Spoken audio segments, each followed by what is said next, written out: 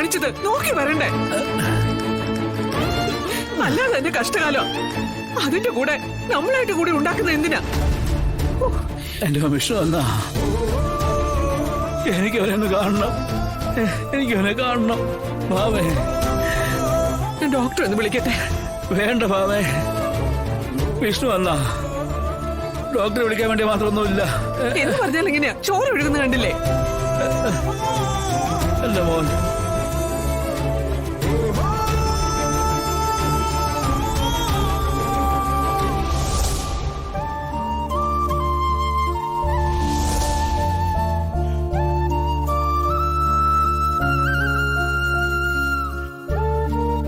ഞാൻ എന്താ കൃഷ്ണ ഇവിടെ പറയേണ്ടത്? ചുറ്റും നിൽക്കുന്നവര് ഒരേ സ്വരത്തിൽ പറയുന്നതും പ്രവർത്തിക്കുന്നതും എല്ലാം വിഷ്ണു ഇനി വരില്ലെന്ന. പക്ഷെ ശാലിനി ഇപ്പോഴും വിശ്വസിക്കുന്നത് വിഷ്ണു തിരിച്ചു വരുമെന്ന. ഇപ്പതാ ഞാനും കരഞ്ഞപേക്ഷിക്കുക. എന്തെങ്കിലും ഒരു അത്ഭുതം ഇവിടെ ഉണ്ടാവണം. വിഷ്ണു തിരിച്ചു വരണം, വന്നേ ഒക്കൂ. നടത്തി തരണം, ഏത് വിധേനയും നടത്തി തന്നേ ഒക്കൂ. ബന്ധം അരക്കിട്ടുറപ്പിക്കാൻ പോയവള് അലറിക്കരഞ്ഞുകൊണ്ടാണല്ലോ കേറി വരുന്നത്. എന്ത് പറ്റിയടി മോളെ? അവൻ നിന്നെ അവിടുന്ന് തല്ലി ഇറക്കി വിട്ടോ? ശിവനിപ്പോ ആ പഴയ ശിവനല്ലപ്പ. ആ സർജറിക്ക് ശേഷം എന്തൊക്കെയോ മാറ്റങ്ങൾ അവന് പറ്റിയിട്ടുണ്ട്. ഇപ്പോഴേറെക്കുറെ കാര്യങ്ങൾ എനിക്ക് മനസ്സിലായത്. വില്ലനെ അടിതെറ്റിക്കാൻ വേണ്ടി നായകൻ നായികയെ കൊണ്ടു നടന്ന ഒപ്പിക്കാവുന്ന കുരുത്തക്കേടുകൾ എല്ലാം ഒപ്പിച്ചിട്ട് ഇപ്പൊ വില്ലന്റെ തട്ടകത്തിലേക്ക് പറഞ്ഞു വിട്ടിരിക്കുന്നു. സിനിമയിലാണെങ്കിലേ ഒരു സെന്റി സോങ്ങിന് വക നൽകുന്ന സംഭവ. ഇനി ഉള്ളി ഗർഭം കൂടെ ഉണ്ടെങ്കിൽ സെന്റിമെന്റ്സും കൂടും, കയ്യടിയും കൂടും. എന്താ അങ്കിളിന് പൊള്ളിയോ? മകളെ അഴിഞ്ഞാടി വല്ലവന്റെ കൂടെ വിടുമ്പോ ഓർക്കണം, അവൾ അഴിഞ്ഞാടി കഴിയുമ്പോ ഇതുപോലെ ഗർഭം പൊക്കി പിടിച്ചോണ്ട് വരുമെന്ന്. നീ വാക്കുകൾ സൂക്ഷിച്ച് സംസാരിക്കണം. എടാ, നിനക്ക് കുറച്ച് സ്വാതന്ത്ര്യം തന്നുള്ളത് ശരി തന്നെ. അതിന്റെ തലേക്കറുള്ള ലൈസൻസ് ആയിട്ട് നീ കരുതരുത്. അല്ലെങ്കിൽ ഇവള് പറയട്ടെ, അവൻ ഉപയോഗിച്ചതിന്റെ ബാക്കിയല്ല ഇവളെന്ന് ഇവള് തെളിയിക്കട്ടെ. അതുവരെ ഇത് ഞാൻ പറയും. കാരണം ഇനി ഇവളെ ചുമക്കേണ്ടത് ഞാനല്ലേ. ഒരു സാരി എടുത്ത ബ്ലൗസ് പീസ് ഫ്രീ എന്ന് പറയുന്ന പോലെ അങ്കിളും പറഞ്ഞു എന്റെ മോളെ എടുത്ത ഒരു ഗർഭം ഫ്രീ എന്ന്.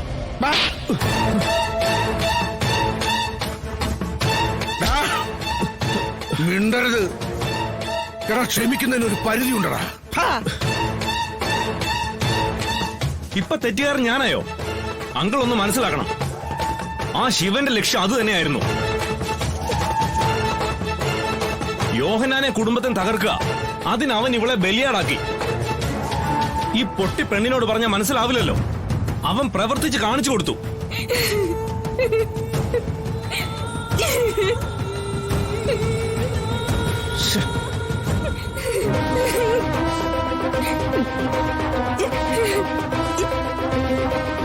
അപ്പാ, ഇതങ്ങനെ വെറുതെ വിടാൻ പറ്റില്ല. പ്ലാമൂട്ടിലെ പെണ്ണുങ്ങളെ നേരെ കസർത്ത് കാണിച്ചിട്ട് അവൻ ആണായിട്ട് ഈ ഭൂമിയിൽ വിലസി നടക്കണ്ട.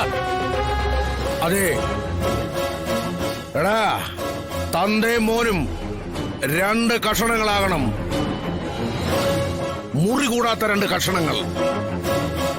എടാ ഡേവിസേ, എടാ കൊണ്ടും കൊടുത്തും തന്നെയാടാ പ്ലാമൂട്ടിൽ യോഹന്നാൻ ഇതൊക്കെ നേടിയെടുത്തത്.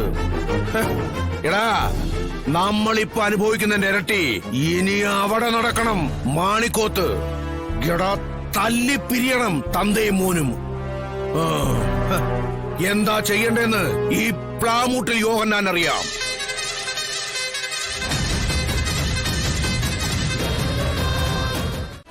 ഇയാളെ അറസ്റ്റ് ചെയ്യും. എന്തിനാ അറസ്റ്റ് ചെയ്യുന്നത് മാഡം? എന്താ ഇത്? എന്തിനാ ഞാൻ പറയുന്നത് കേക്ക്. ആദ്യം താൻ ഞാൻ ആരാണെന്നും എന്താണെന്നും എനിക്ക് എന്തൊക്കെ ചെയ്യാൻ പറ്റുമെന്നും അറിയണം. തന്നെ പോലുള്ളവരെ കാട്ടിക്കൂട്ടുന്ന പേക്കൂത്തുകൾ കണ്ട് തന്റെയൊക്കെ തനി നിറം ജനം മനസ്സിലാക്കി കഴിഞ്ഞു.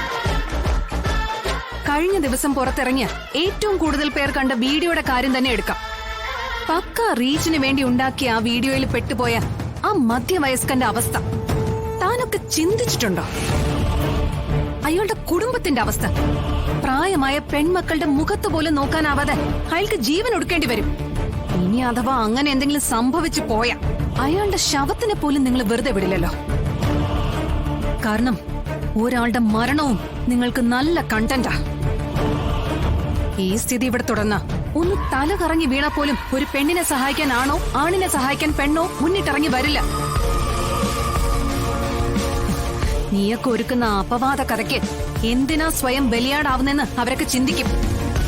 അതിന് അവരെ കുറ്റം പറഞ്ഞിട്ട് കാര്യമില്ല. കാരണം സോഷ്യൽ മീഡിയ അത്രത്തോളം നമ്മുടെ ജീവിതത്തിൽ കടന്നു കയറി കഴിഞ്ഞു. ഇതിനെതിരെ ശബ്ദമുയർത്താനും റീച്ച് കൂട്ടാൻ നടക്കുന്ന കോണ്ടന്റ് ക്രിയേറ്റേഴ്സിന് തടയിടാനും കൂടി ഇവന്മാരെ പോലെയുള്ളവരെ സമൂഹത്തിന് മുന്നിൽ ഇറക്കി നിർത്തി കൈകാര്യം ചെയ്യേണ്ടത് പൊതുജനം തന്നെ ആവണം. അതിന്റെ ആദ്യ നടപടിയാവട്ടെ എന്റെ ഈ ചുവടുവെപ്പ്. ഇൻസ്പെക്ടർ, വിട് സാറേ, ഞാൻ പറയട്ടെ. നിങ്ങളെപ്പോലൊരു തന്നെയാ ഞങ്ങൾ ഇതിലേക്ക് വലിച്ചിഴക്കുന്നത്. മാഡത്തിനെതിരെയുള്ള വീഡിയോ ചെയ്യാൻ എന്നെ സമീപിച്ചതും കളക്ടറേറ്റിലെ ഒരു ഉദ്യോഗസ്ഥനാണ്. സത്യമാണ് ഞാൻ ഈ പറയുന്നത്. ആ വീഡിയോ എനിക്ക് അയച്ചു തന്ന് കളക്ടർ അവമാനപ്പെടുന്ന രീതിയിൽ വീഡിയോ ഇറക്കണമെന്ന് പറഞ്ഞത് ADM ജോൺ എബ്രഹാമാണ്.